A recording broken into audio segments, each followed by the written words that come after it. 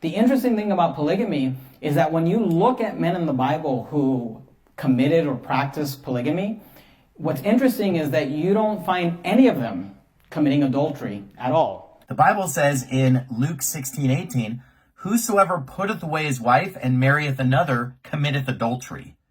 And whosoever marrieth her that is put away from her husband committeth adultery. Luke 16:18.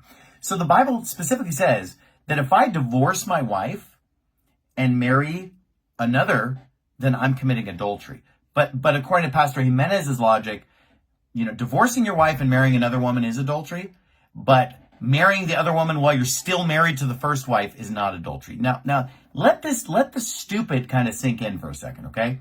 Just let the stupid kind of wash over you of saying that if I divorce my wife and marry another woman, I'm committing adultery according to Jesus, but that if I don't divorce my wife, keep my wife, and then marry another woman, just add my wife, that's not adultery. Explain to me why it would be more adulterous to divorce your wife and marry a different wife than to add a second wife. I mean, the logic is just bizarre, okay? And so, is polygamy punishable by death? No. There's no criminal punishment on having a second wife. There's no criminal punishment on having a concubine. There's no criminal punishment on a married man cheating on his wife. But it's all sinful. It's all wicked. It's all wrong. In God's eyes, yeah, it's all sin. It's all adultery. God's displeased by all of it.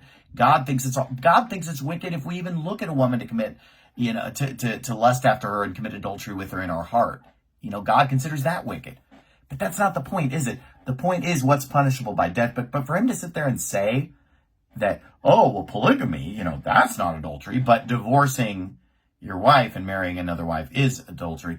Again, this is why every single commentary says you're wrong, Pastor Jimenez. This is why every single mainstream theologian disagrees with you, because your view is absurd. And again, commentaries aren't authoritative, but they all disagree with you because you have a half-baked doctrine that's absurd on its face.